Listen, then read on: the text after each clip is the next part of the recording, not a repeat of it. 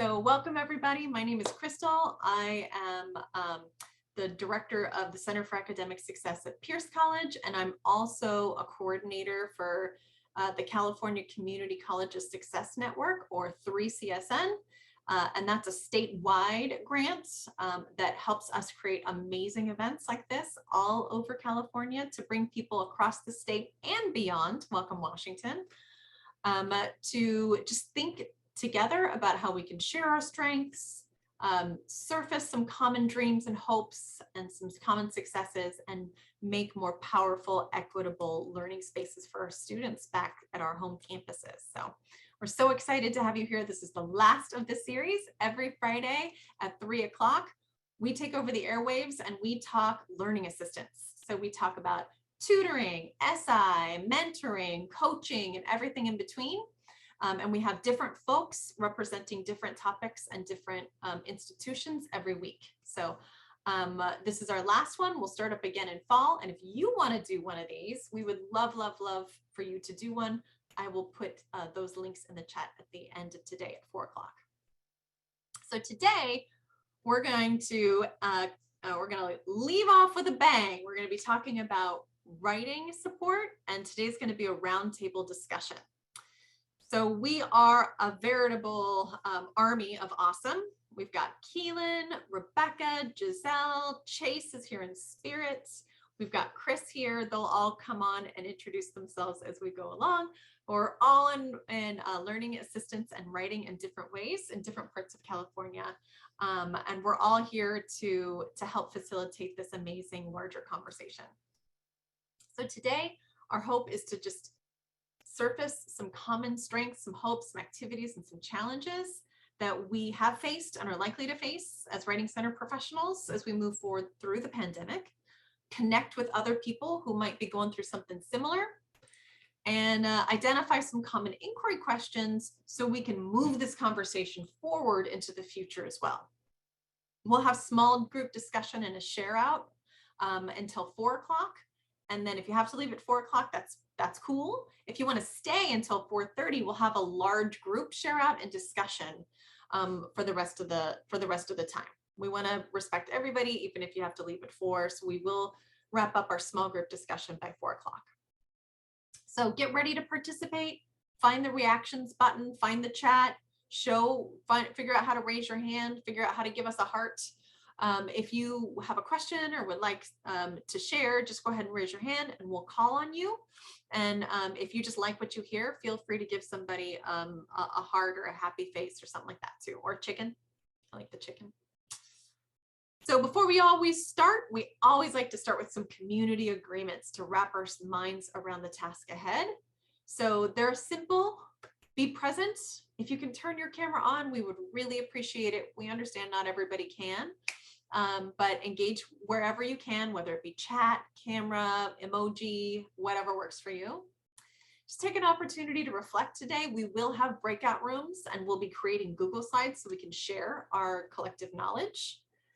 My goal for these is always to leave with one new strategy to adopt. So I challenge you to think of one thing that you want to try, maybe in the summer or in the fall. And just remember to be kind. This is such a hard time for everybody. The pandemic is not over. We're all at home. It's all insane.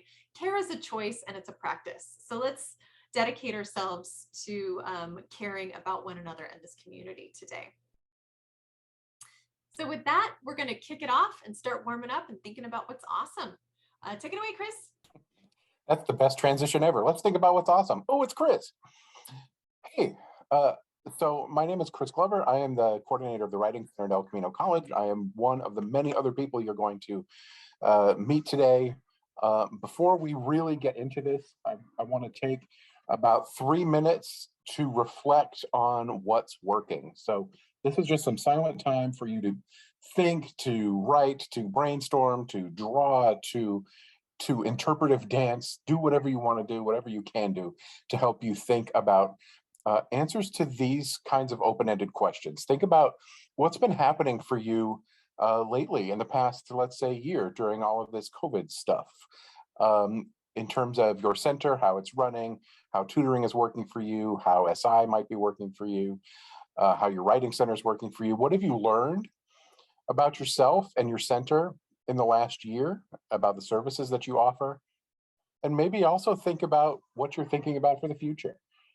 Maybe you want to think about how something could improve a process or a service, or how you can strengthen the service that you provide for your students. So I'm going to give Siri 3 minutes, and I'm going to give you 3 minutes to think, type, write, meditate about that, and then we'll come back in 3 minutes and we'll share out these ideas. So I'll be silent. 3 minutes, go. Okie dokie. Let's do this. Crystal is going to drop into the chat a document that I'm going to ask you to use every other bullet and just write down some some successes or questions. Skip every other line as you type so that you don't write over your colleagues' ideas. Anything that you thought about here, it can be, this is the most open-ended question ever. Some of the things that you're thinking about, some of the things that you're struggling with, just write a couple of things that are on your mind today as you're coming to this time together. Sorry about that, my bad. No problem. And we went over like a lot of different topics. One of the other things we talked about is highlighting student growth mindset and student achievement, strength-based learning, because students don't really want to come back if you're well, you should just drop the course, or you're just not good enough. Like that highly discourages community. It kind of shuts student down. So instead, focusing on like, hey, you took the strength to be here. I think it's very brave of you to come and seek help. So I think that's like one of the other things we're talking about. Very nice. And if I can add just one more thing to what Cameron had to say, I think that a lot of participation and community building also has to do with self-efficacy and learner identity. And so when you don't feel like a strong learner, right, which is kind of going a little bit to the growth mindset, but also metacognitive beliefs, then you're not going to participate, right? You're not going to engage, you're not going to connect. And so I think we really need to also be thinking about how are we bolstering students who don't have strong learner identities or don't have a learner identity at all or don't know what it's like it's a thing, or who don't feel self-efficacious. How can we really, really, really build that for students? Because that's what's going to get them to participate. I love that. That is absolutely a wonderful statement. I love the way you all spoke about that. And that's, if you will, if you're talking about those who are not strong learners, it's pulling those ones in, because sometimes they can go and feel left out a lot of times. And then that's when they feel left out and are like, well, okay, I won't say anything. All right. And then they just continue to move back and to move back. And then, like you're talking about, then they just drop out and we don't retain them. So I love that question, and that's something for us to think about critically. All right, what's the next group that who would like to volunteer? Wonderful. Thanks, Deanna. Tell me what group you're in so I can pull up your slide. We were in group 1A. All right. Lots of stuff there. Cool. Thanks. Go ahead. Yeah, so we were thinking about outreach and engagement. And when we started sharing, one of the first things that we kind of talked about is we actually felt like the technology aspect was going pretty well, that we had sort of virtual forms of giving students tutoring opportunities and support that like technically were fine. But that we had the pretty common experience of seeing dwindling students use those services. So we kind of talked about different things that we've tried. One thing that seemed pretty common to have some success was like visiting department meetings or having like a representative of a center attend a Zoom class and talk about it. Or even if you're on campus, right, having people bring their classes into the physical space so they can see what it looks like. We talked about some of the challenges of email as a way to communicate. While it is something that's convenient and you can reach a lot of people, sometimes those emails don't really get the same kind of level of importance and might not have the same sort of return in students actually coming. And even if you're emailing faculty members to kind of let them know, like, here are the support services. One of the ideas that was really cool was I think it was Star mentioned that they have swag for their writing centers. They kind of walk around campus and have stress balls. I think if students that have the information of like where you can find it. We talked about social media is not super effective because students aren't usually following like the school social media accounts. And we talked about kind of ways to embed those services. So one of the ones that sounded really interesting that I know I want to experiment more with is actually having those tutoring services kind of built into the Canvas shell for a course so that the students in their course, their writing course or whatever course they need tutoring for, and all they have to do is click on that link to kind of get that access. So those were our main points. And thanks to everyone in my group. Please feel free to jump in if I missed anything. All right. You're getting a big thumbs up and some hand claps. You got the woo-woos and the wham-whams because you've done it. That's wonderful. I love that, what you're talking about. All right. What about the next group? Yes, food is good. We have another group.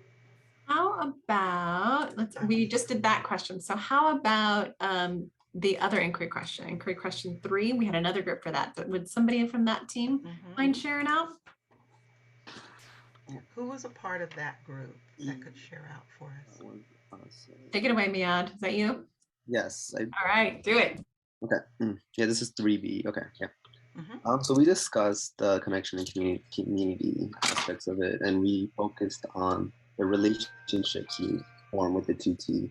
So I think establishing a relationship beyond the tutee and tutor relationship, it helps them come back again, as opposed to just starting a tutor session and say, hi, what can I help you with? Instead of just talk to them and say, what class are you taking? How do you like this teacher? Something to warm them up so it doesn't seem like they're a burden and you're just trying to answer the question and get finished with their session. Absolutely. So working with communication, that's what I hear you talking about. Open the lines of communications. It's not just okay, all right, here we are, let's go. All right, what do you want? Because that seems very cold and, callous. It's like, okay, you're not invested in me. And Uh-oh, Rebecca's frozen. Is Rebecca frozen for anybody else? Okay. Yeah, that's okay. I'll Rebecca until Rebecca comes. Oh, am I frozen? There you go, you're back. Oh, I'm back. You're unfrozen now. Okay, yeah, I'm unfrozen. Just in time to see the arm flailing. Actually, it's perfect timing. Okay. But that, I think, that would reach the students who don't necessarily come to speak out, and by us going in and going to them and say, how was your day today? Something like that. Just opening up that dialogue with them and let it be a dialogue. We'll find that works perfectly. Do we have another team that would like to? Yes, ma'am. Okay, she's at the thumbs up. All right. Do we have another team? We do. We have the question 1. So going back to question 1, we had another team for question 1. So would somebody from that team like to share out? Yeah, that'd be me. It's a beautiful thing. So we talked about a bunch of stuff and we decided very little, but we had very neat ideas.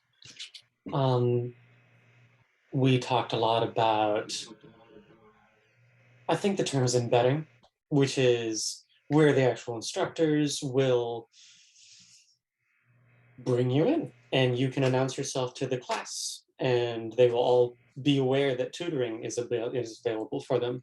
Or some instructors may assign extra credit for visiting a tutoring center as incentive, which we thought was were both good ways to get more people to come to be tutored. Something we all remarked, and I was very glad to find was a universal experience and not simply something unique to my college, is that it was generally very difficult to find our tutoring center on, say, Canvas. I see a lot of people nodding, which again makes me feel very reassured. It was very difficult to find. We toyed around with the humorous idea that we should find someone to bring in, some teenager somewhere. to bring in as like a new student with no introduction and say, here, navigate this website. And do you think this is good web design? Can you find easily enough the tutoring center here? And I have a sneaking suspicion that the answer would often be no.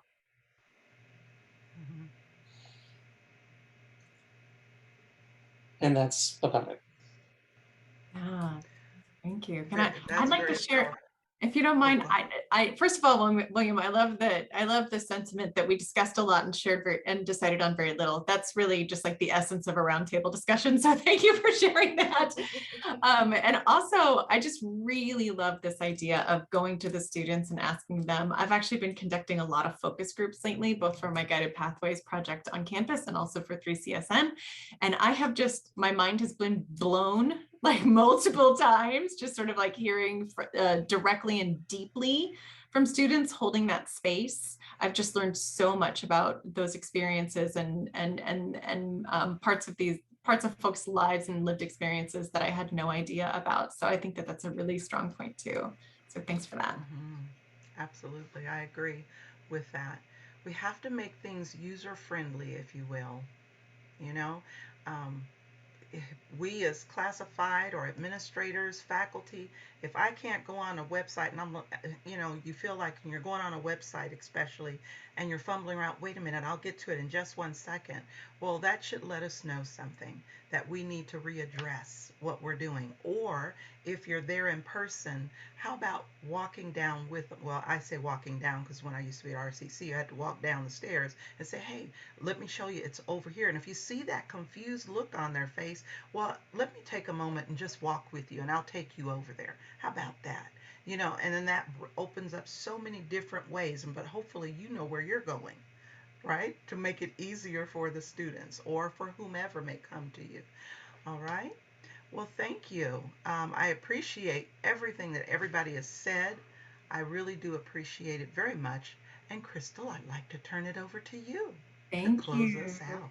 Thank you, Rebecca, and thank you, everyone. And we're going to continue this conversation. We're going to have a whole group share out. So we want folks to stick around, ask questions, and make observations, and we can share those strengths with each other as a whole group. And at the same time, I do recognize that some of you need to go at 4, and that is totally fine as well. So I'm putting in the chat 3 links. Link number 1 is to apply to facilitate one of these in fall 2022. And just know that if you're thinking maybe you or maybe some of your colleagues could get together and do this, but you don't know how to do it, please don't hesitate to sign up because we will help you. You'll be assigned a mentor. It's either going to be me or another member of the team. We really want to get a multiplicity of diverse voices from across all of our educational situations, be them community colleges, CSUs, from the perspective of learning assistants, faculty. We really want that multiplicity of views. So please do apply to facilitate one of these in fall, and we will help you. The second link in the chat is to give us some feedback. We will be back in fall. So we would very much love to hear what works for you and what would you like to see more of so that we can continue to make this better. And then the last link is join us for future sessions. And then I posted that. And you know what I realized? This is the last session. So you can click on that one.